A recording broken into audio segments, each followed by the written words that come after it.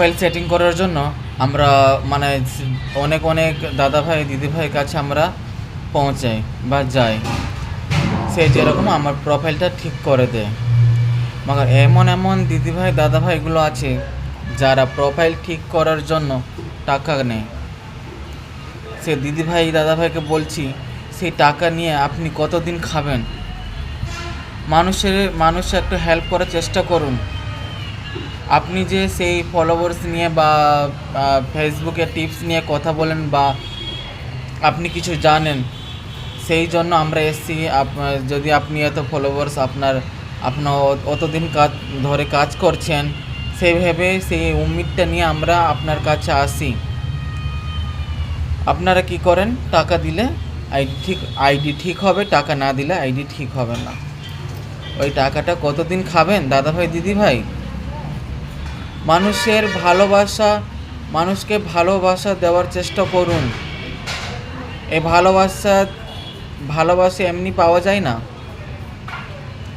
ভালোবাসা দিলে না দিদিভাই দাদাভাই আপনাকে চিরদিন আপনাকে ভালোই বাসবেন। এই মনেই রাখবেন, যদি টাকা নেও না, সেই টাকাটা কিছুদিন থাকবে না আপনার কাছে, আর ওই ভালোবাসাটাও থাকবে না।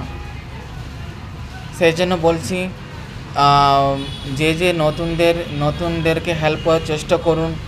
যা আইডি ঠিক নেই সে আইডিগুলো ঠিক করার একটু চেষ্টা করুন।